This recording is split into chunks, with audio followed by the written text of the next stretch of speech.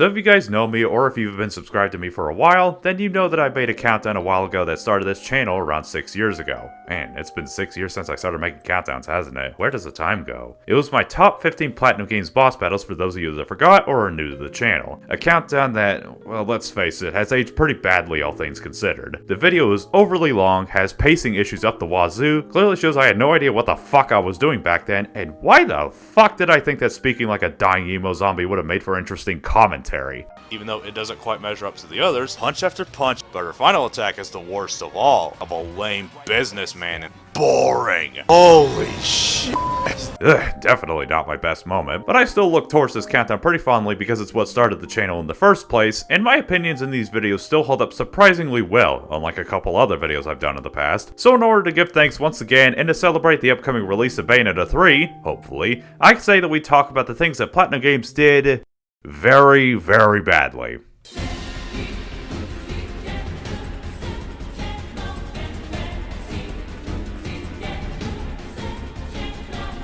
Now, I should have rephrased that. This isn't the top 10 worst Platinum games after all. After all, there's only 3 games of theirs I'd say are just okay at best. If you watched my ever first countdown, you know that I praise these games for having some of the best action, gameplay, and boss battles that you could ever face in any video game. Well, usually. Yes, even masters of their craft can't avoid messing up every now and then. With every fantastic boss that you can fight in these games, there's always going to be at least one that takes the piss and makes you seethe with anger and curse the devs for not giving us Bayonetta 3 info sooner. So let's lay down the ground rules. First of all, this is purely my opinion of what the worst boss battles are, and there will be 1 or 2 choices that are most likely going to give you some conflicting opinions, which is perfectly fine because you have every right to disagree with me. Secondly, only bosses from games that I've played, and only 1 boss per game in order to make the listing as varied as possible. And just letting you know, as far as that rule goes, I've only played 11 out of 15 of these games, so I won't be talking about anything from these games I'm showing on screen right now. Plenty of simple stuff to follow, so let's get right ahead and rip these bosses a new one, shall we?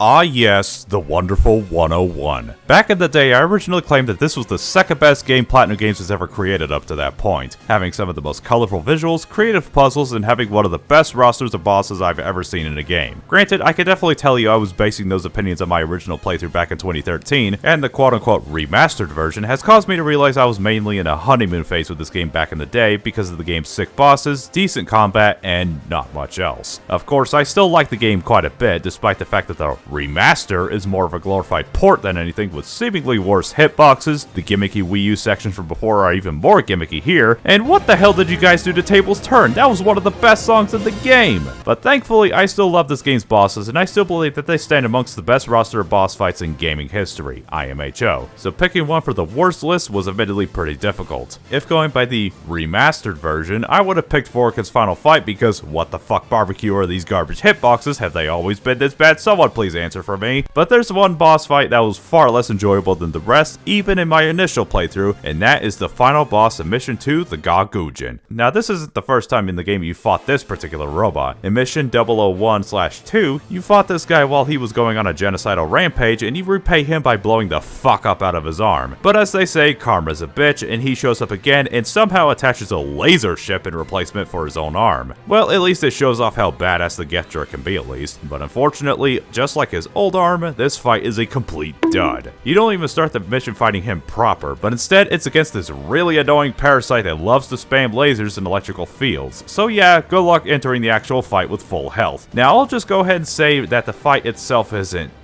terrible or anything, but it's the least fun boss fight in the game to me. The first problem is that you have to fight him while protecting the tower from destruction, and he's a real sucker for spamming attacks that damage both you and the tower itself. Missiles, punches, the usual shit that makes a robot go unga bunga up in this bitch. And speaking of punches, he has a hammer arm attack that he'll spam more than an online NES player will and force you to guard the attack. Easy on the surface, but he'll also perform a feint occasionally and screw up your timing and get a free solid hit because fucking bullshit. And let's not forget the fucking debris that is next to impossible to avoid because, again, fucking bullshit. Stomp attacks that you straight up can't block without spikes because, once again, fucking bullshit. bullshit. At least you can repair the tower, which I found out by complete accident during my playthrough on the remastered version, because I imagined this fight would be impossible to get a pure platinum on if you couldn't do that. Besides those grievances, this fight is easily the least exciting of the main bosses in the game. I mean, you're going to be fighting these things several times throughout the game, and you're going to get sick of that design fast. On the plus side, the rest of the fight is at least pretty decent and tolerable, and not to mention occasionally pretty funny. Honestly, name one other person you know who'd make a boss in a video game that dies by being ticklish. And truth be told, he's really only on here because of the one boss fight per game rule, which is why he's at the bottom of the list, but that speaks volumes of how good the bosses are overall. But unfortunately, it's only going to get worse from here.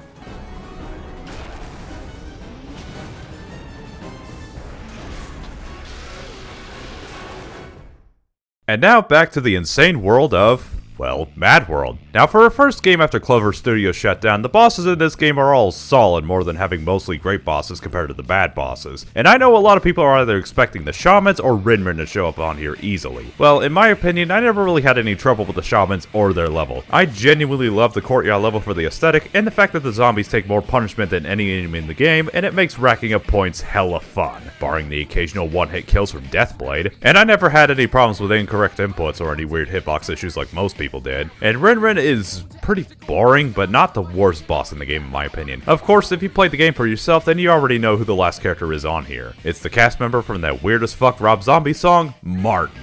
So you've climbed your way up the ranks of Deathwatch, mauled 12 other powerful contestants, and the second highest ranked contestant in the competition is an alien inside the most boring looking mech I've ever seen in my life. Like, he was preceded by a Star Wars lawsuit, who was featured in my Best Bosses video if you don't remember, and your supposed clone on a motorcycle. Pretty badass, right? Then we have this. He's the third boss of the fourth region, and the final bosses of each region are very solid bosses in their own right. Or in Elise's case, she made me feel quite solid.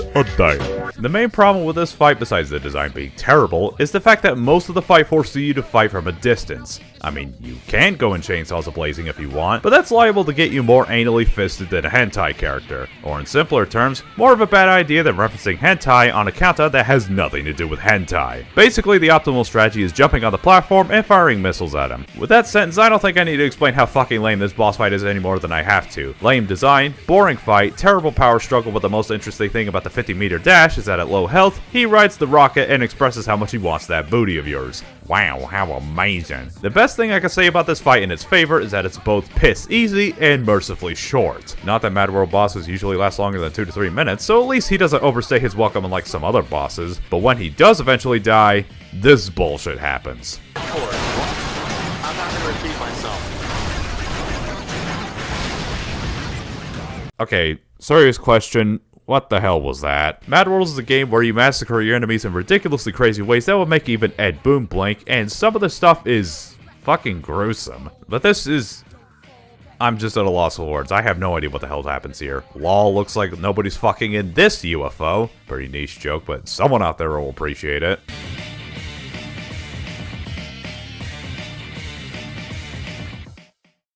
Well, I'm prepared to get some flack and criticism for this pick, but I'ma do it anyway because I'm a brave bitch on this platform and none of you can stop me. So, Temperantia is a fucking amazing boss fight. The atmosphere, the music, the climax, everything culminates into what is easily one of the best fights in the entire game, and I'm honestly a little upset that I didn't include it on my original list. So why am I bringing this up at all? Pretty good boss fight, right? Well, it's because this game's bosses are all mostly winners, and there's really not very many picks that I call generally awful. But the game does like to go on the cheap end and give us bosses that are nothing more than smaller clones of bosses you've already fought before. And honestly, this isn't the last time the Platinum Games does this. And the game's final levels pit you up against bosses every now and then. A smaller Fortitudo in Chapter 14, almost immediately before the fourth and final battle with John. The first of these clone bosses in Chapter 15 is Temperance, where the fight takes place while you scale the tower and... oh no. Oh no.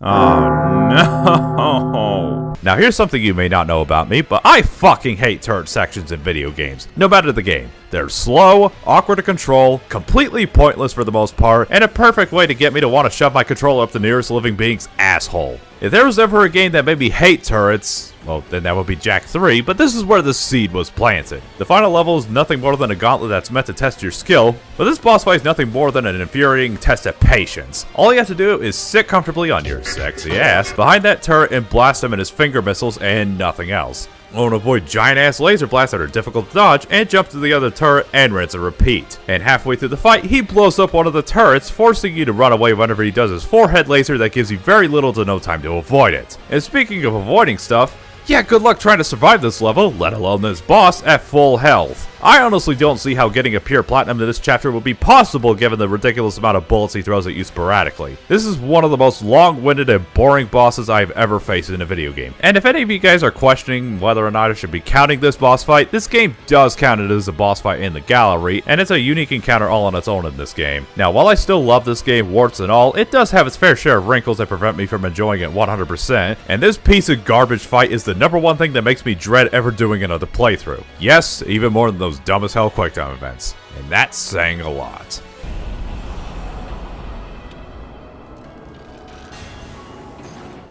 Well, I guess I gotta rip this band-aid off at some point, right? Well, NieR Automata is next on the chopping block. Honestly, if there was a way I can sum up my feelings for NieR Automata without a long-winded paragraph like I was originally wanting to do, then I'd sum my opinions up like this. Fuck off you and your bullshit, NieR Automata! Duh, but I can't stay mad at you. Yeah, that's a famous quote, right? There's a lot I have to say about the game, but I don't really want to leave you guys waiting here until the turn of the century with such trigger phrases such as repetitive combat, Route B, wow, this narrative is pretty good, Route B, sexy maid outfits, Route B, man, this soundtrack is really good, Route B, Route B, oh baby that ass, Route B. The bosses overall are sort of a mixed bag, especially for Platinum game standards. Some of the better fights in the game, such as the opera singer robot and the awesome fight against Eve, are some of the highlights of the game. With some outspoken coffee stains, Route B. Yeah, if I had written this countdown months ago, then I would have slapped every single boss from Route B on this list for being some cool fights that are just recycled for narrative purposes. And unlike against 2B, these bosses drop like flies because of 9S's broken hacking mechanic. But upon my second playthrough for footage collecting, I found that I didn't have it in me to do that. Probably because there was a boss in Route C that I completely forgot about, and yeah, there's probably a reason for that. Otherwise, I wouldn't be talking about it, obviously. First, you have an opera singing robot that collected parts from other robots to make itself prettier, a giant colossus, another giant colossus, and two naked dudes that are basically the equivalent to Adam and Eve from the Bible. But then you get 6 floating brass balls with legs. Really? This mother chunker is basically the same as the one you had to fight at the end of Route A, but instead, it's 6 of them at the same time. And that fight was already a giant pain in the ass with ridiculously strong laser attacks and a serious case of online nest syndrome. Now again, imagine that, but you had to fight 6 of them at the same time. By the time you get close to killing it, you could probably memorize this attack pattern in your sleep, unlike me because I'm garbage at the game. There, I said it. Are you happy now? And let's not forget that these bastards split themselves up every 30 seconds and are tanky as hell. And this is where you get introduced to A2's gimmick, Berserk Mode. On paper, this is a passive ability that buffs your attack power and mobility in exchange for your health being constantly sapped. But in execution? My God, this ability is so bad. Not only does your health gradually get sapped, but you're not even invincible when you activate it, and you can take hits and lose your buff and be nerfed and vulnerable for a few seconds. Meaning that if you don't have that auto heal ability equipped, which you should, then you'd be seeing that game over screen more times than the number of times Sakurai kept getting bombarded with requests to put Waluigi in Smash. But you pretty much have to use it in this fight if you don't want this fight to drag on into the next decade. If it wasn't for my hatred of 9S's playstyle and repeat bosses in Route B, or this stupid Robo Centipede bastard, then I would have put Adam on this list instead, for being a promising battle with great build-up and a sick environment to fight in, but having a lackluster execution, and for being so pathetic and easy.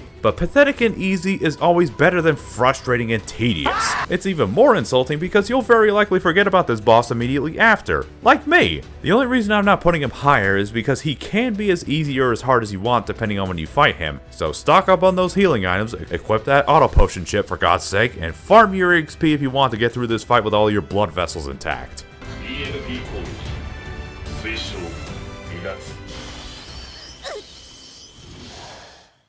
Vanquish is the game that filled me with a lot of emotions during my second playthrough with the remaster back last year. Like, wow, this story is hella stupid. Holy shit, you can boost upstairs because fuck exercise. Wow, some of these guns suck massive dick, don't they? Holy shit, you can do that? Man, I love fighting the same mech over and over, and oh wow, did he just scratch his armpit, or am I just imagining things? Holy shit, this gameplay is better than sex! Not that I know what that feels like. I honestly believe it to be the weakest of Platinum Games' offerings in spite of it still being a hella good time, but I still stand by the fact that the bosses are still pathetic. Well, except the final boss, that one's still pretty great.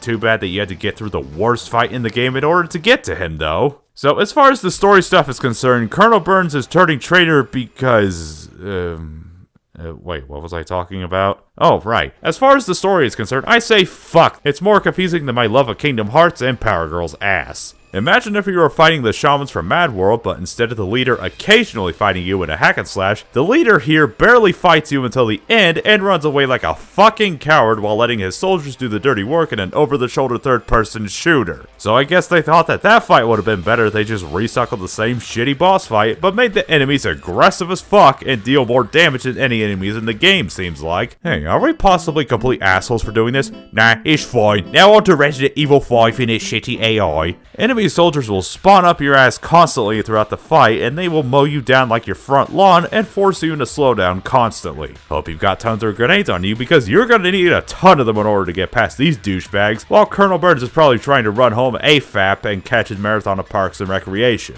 And since they spawn so frequently and how long this fight goes on because of how enemies spawn at the same time, this just makes me wish that the game had a fast forward button. I mean an actual fast forward button. And when you get to the end of the whole thing, there's Sanders and, you guessed it, more douchey soldiers. Oh, and did I mention that some of these bastards are hard to hit because they have jetpacks? This is a fight that can go very, very badly for you depending on the level of your weapons that you have on you. But when you do kill everybody and put it down to a 1v1, this dude still tanks like a fucking truck. Seriously, I must have put at least 300 bullets into this old fart's skull, and yet he's still standing there like, yeah bitch, what about it? And when he finally goes down, it's probably the least satisfying death in Platinum Games history. Well, besides this one. You know, guys, if you actually wanted me to care about the dynamic between these two, then you should have at least tried to, you know, write an actual plot first.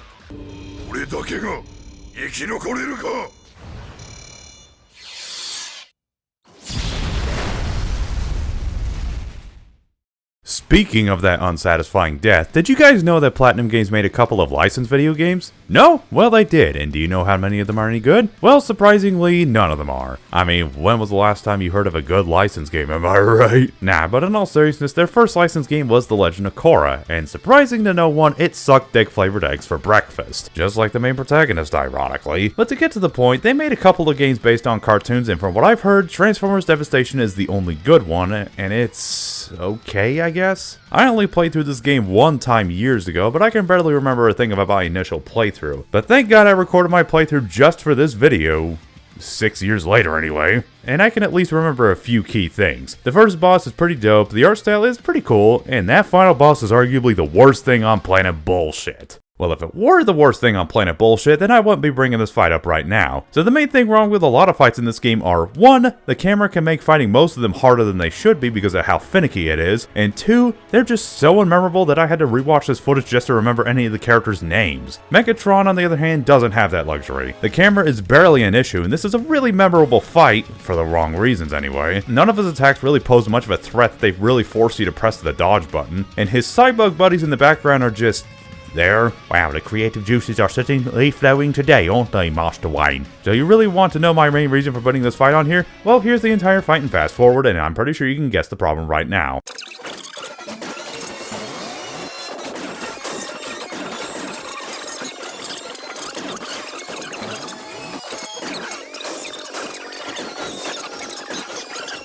There you go, 2.5 minutes. That's really all I need to say since it doesn't feel like much was spent on this fight anyway. And he doesn't even go out in a blaze of glory. I mean, to be fair, this game is more marketed towards a younger audience given the cutesy art style, but I'm pretty sure that even kids would find this finisher to be a letdown. Not too surprising given that he came out after Bayonetta 2 did, and, well, I'll get to that soon enough, compared to the previous fight where you fight Devastator and Menasor, what the fuck? At the same time, it was an annoying boss fight because of the camera and the fact that you had to fight 2 giant robots at the same time, but at least there was effort put into not making it so embarrassing. When the robot that lost to a My Little Pony character is more of a fun and interesting boss fight than the actual final boss, then you know you need to think about your life choices.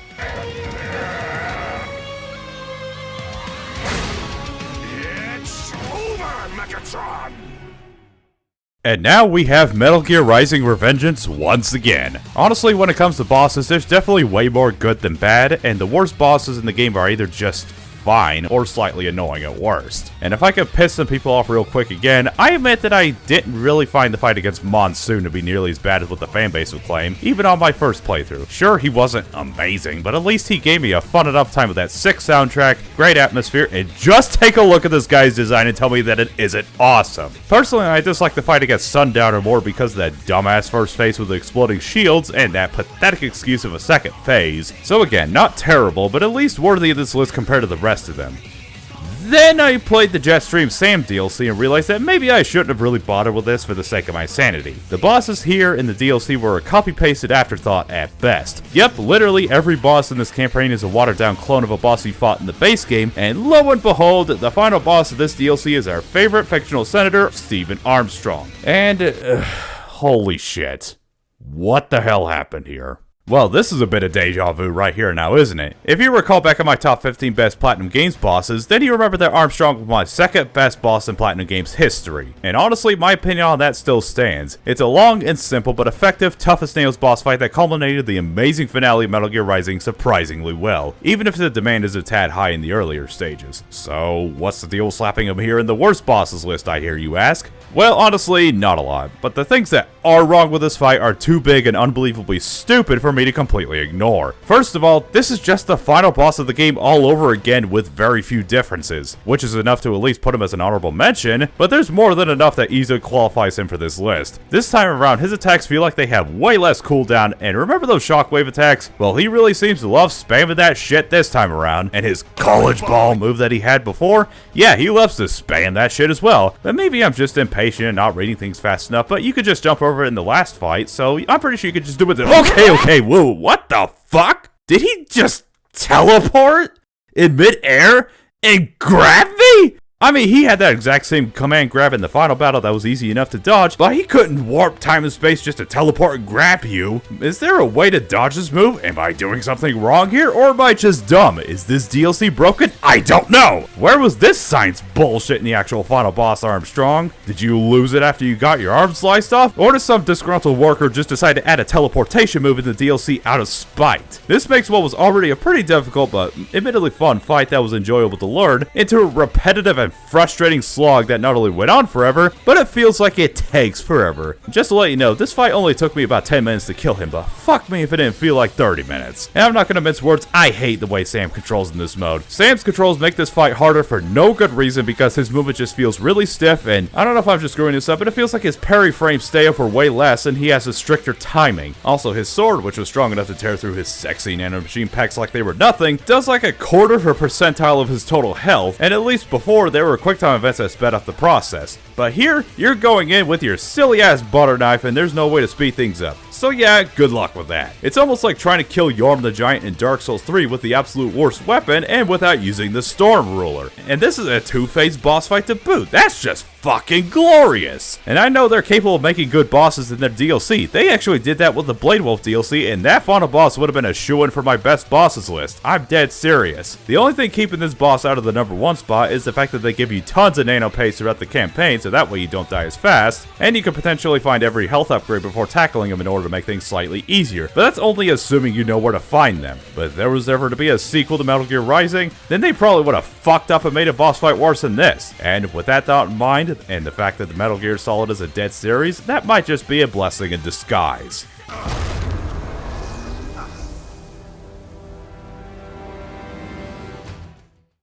So here we arrive at Bayonetta 2, and here's the arduous task of picking that disgusting turd out of what is otherwise a fantastic roster of bosses. But man, this seems impossible when you try to look through the pristine game that is Bayonetta 2. It's ace here.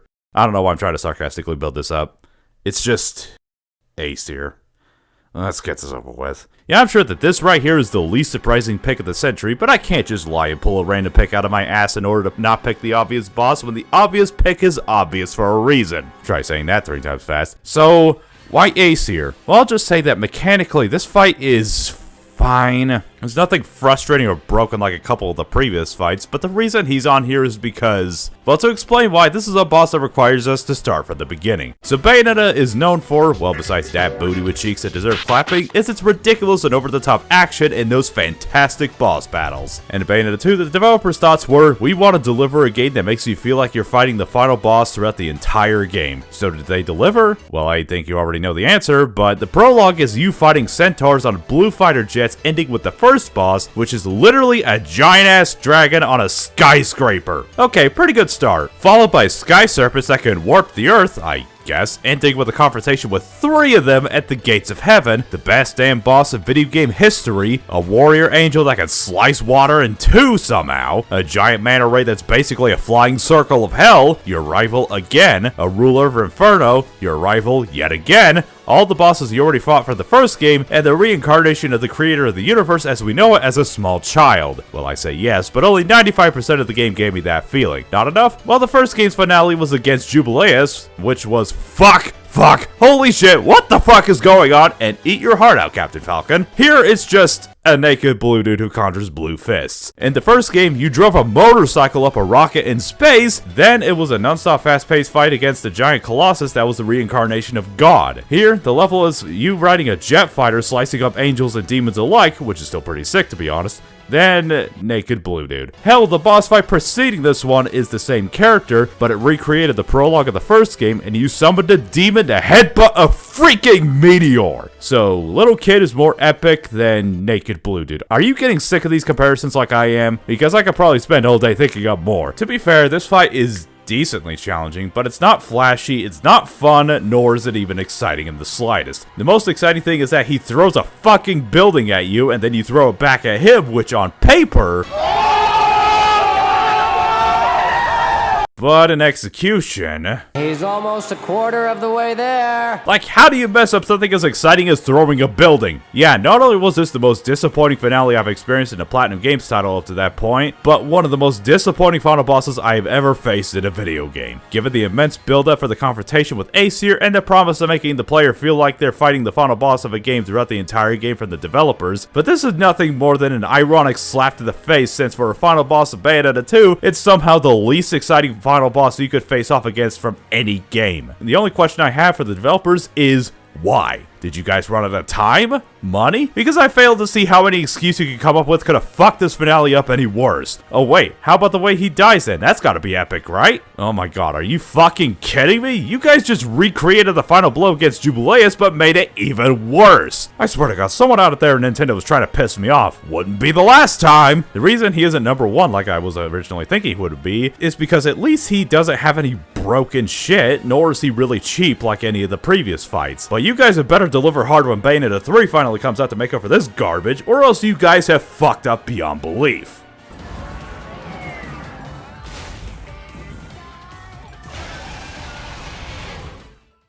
Well, it's time to talk about Star Fox again. Or actually, this will be the first time I talk about Star Fox if we ignore that clusterfuck of a video I did a few years ago. Don't watch that one, it's not worth it, trust me. But if I had to say, I really should have put that game at number 1 on that list, given my immense disdain for the control scheme. But admittedly, I had to replay this game for footage collecting, and my opinion of the game has kinda softened a bit. I mean, don't get me wrong, I still don't like this game, and it's one of my most disappointing games of all time for a reason, but I at least didn't hate life playing through it this time. At least when the bosses weren't making me scream like a distressed harpy every 5 seconds. Okay, that was a filthy lie. I still hate the bosses in this game, and unsurprisingly, any one of them could have made the list. That stupid gorilla mech near the end of the game, that stupid cargo boss that's basically the same guy you fought at the beginning of Star Fox 64, that stupid bird bitch that flies around and drags like a stupid bird bitch would, the final battle against Andross, that motherfucking stupid spider mech that really rustles my jimmies, let me tell you. But this one boss makes every boss I just described and every other boss in this game look like the best bosses ever by comparison. It is a boss fight so bad that not only does it cement Star Fox Zero as not only the worst Star Fox game by a mile, but it also cemented it as, without question, the most disappointing game I have ever played. Well, besides these games. But enough about this slow build-up, it's time to rip this piece of shit a new one. Pocket your bones, people, it's time to talk about the Aqua Rosa. Whew, boy, you have no idea how long I've been wanting to talk about this piece of garbage. I've been planning on making this video for a while, and thank God I waited this long to make it, because this boss would have made this list dated ASAP. Kinda like a lot of my other videos tend to do. First of all, who decided the name Aqua Rosa, and why are they still employed at Nintendo? I mean, I know this boss is just a carbon copy of the Androsa, but the only difference is that this boss is in the water! Wow, how original! Oh, and another difference is that this fight, compared to the original boss, is completely fucking intolerable in every way. The fight starts off with you on the opposite side of the universe, and it takes forever just to reach the damn thing, and you've got fighter jets following you everywhere. In order to beat this fight, all you gotta do is destroy the turrets and you're golden. So, why is this fight so bad then? Force fields. Mother fucking force fields. Those force fields alone are the main reason for my suffering and hate in this game. You get hit and you're flying across the map like a loose potato launched out of a catapult. So basically you have to juggle getting tailed by goons that endlessly respawn, lasers that hurt like a motherfucker, and a fucking force field that also hurts like a motherfucker. Want some more fun facts? After about a minute, the base rises, exposing even more lasers. And the best part about this is, that magical barrier you love so much, it gets bigger and forces itself out faster and far more frequently. The basic strategy for this fight is just hit and run whenever you can and hope you don't get greedy with your shots or risk getting hit by that stupid barrier again. Or some fuck nugget rams into you while you're trying to shoot with those amazing gyro controls, and if you die then you're doing it all over again and that's just fucking wrong. And don't even think you're getting off scot-free because you have to do that Corneria level all over again if you lose all your lives. Oh, and the icing on the cake? This is the only boss in the game that has a time limit. Just why? Yeah, for as frustrating as some bosses like that fucking bird or that fucking spider were, none of them had asinine attacks that forced you to run away every 5 seconds. Just how much acid did they take when they designed this thing? Honestly, this boss was the part that flat out made me hate this game, because it symbolizes everything wrong with Star Fox Zero as a whole. As a new entry to a beloved franchise, it fails. As a fight trying to pass off as a fun time, it fails. As a Star Fox boss, it fails. Trying to make the controls as intuitive and interesting as possible, it fails. As a Platinum Games boss, if this video didn't clue you in, it fucking fails. No doubt in my mind, the Aqua Rosa is the worst Platinum Games boss of all time. I'm the Awesome Jimbo, and it's honestly nice to be back. I seriously doubt this video could ever be dated in a million years like some of my other countdowns, but I'll be genuinely shocked beyond belief they managed to make one worse than this. Oh, wait, I just looked at the script. This is only number 2? Wait, they made a boss that's worse than that? Oh, shit.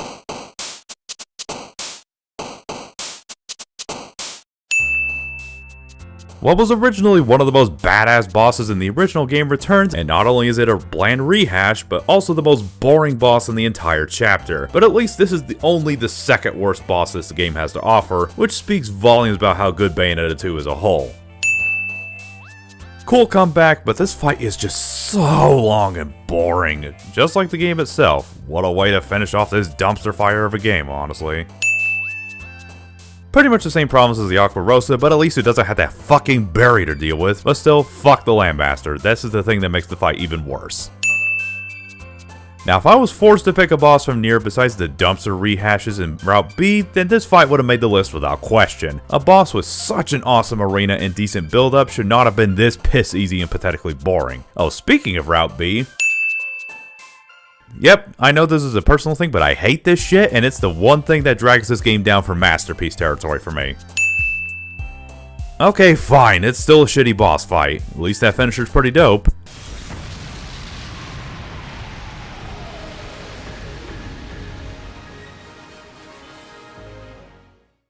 So now I'm betting that all of you are wondering my opinion on one of Platinum's most recent games as of the time I make this video, Astral Chain. The only thing I'll say right now, because my opinion is going to be pretty obvious by the end of it, is that the game has a pretty sick art style and the concept is really cool, but the game's structure and flaws ultimately made this game not really my cup of tea if I'm being honest. But as of right now, I want to try and build up this next boss by talking about Platinum Games' short history after the Wii U days. Now if I could be honest, I'm in the camp that felt that Platinum Games titles were, for lack of a better word, somewhat degrading in quality after their best game, Bayonetta 2. And no, NieR Automata doesn't count because it's more of a Square game than Platinum and it's still a pretty good game, don't at me. I still firmly believe that Bayonetta 2 is their best work to date since they formed the company, and I'm still hoping that Bayonetta 3 trumps it immensely whenever that comes out. But the final boss is still a bunch of stinky doo-doo that I wish would leave my realm of brain functionality before it oozes out my ears. And after that, every single final boss they've ever made was shit, shit, shit, and even more shit. So imagine my surprise when Astral Chain finally picked up and threw this nonsense at me. Especially since I felt that most of the bosses up till the fight against Jenna were kinda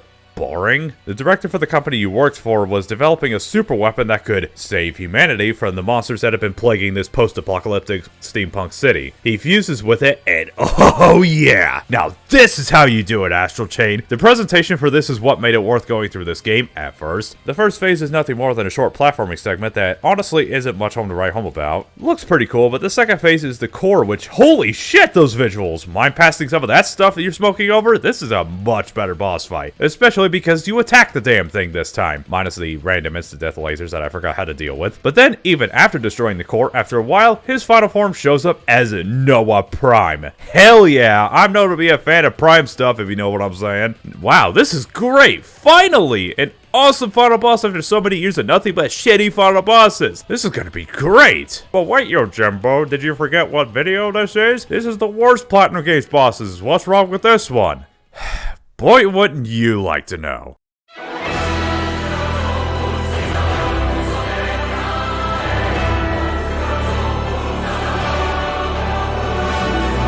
So I imagine a lot of you are probably scratching your heads with this pick, especially if you haven't played the game for yourself, but have seen my previous countdown about Platinum Games bosses, or if you're a fan of this fight for whatever reason, because visually this fight has just about everything I like in a Platinum Games boss battle. Sick design, epic music, great atmosphere. This fight is pretty much everything I wanted out of a final boss in Bayonetta 2, 5 years later anyway. Honestly, I think this boss had the potential to be amazing and possibly one of the greats the developers have ever thrown out, and it very easily could have been amazing if it wasn't the final boss of Astral Chain.